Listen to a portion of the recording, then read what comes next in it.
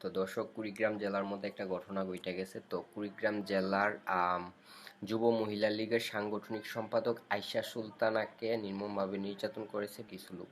তো ওনার মাথা ন্যাড়া করে দিছে যেটা। তো চলুন আমরা ভিডিওটা দেখি।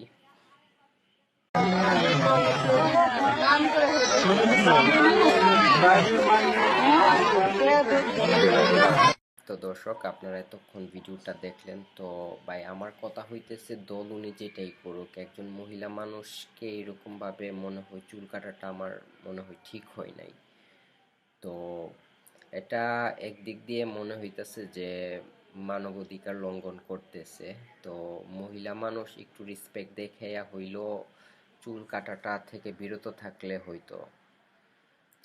তো উনি যেহেতু মহিলা মানুষ, আমাদের মায়ের জাতি বা মা বোনদের জাতি একটু রেসপেক্ট দেখানো উচিত ছিল ভাই। আপনারাও, উনি যেহেতু আওয়ামী লীগ করতো, ওনাকে জেলে দিতে পারতেন।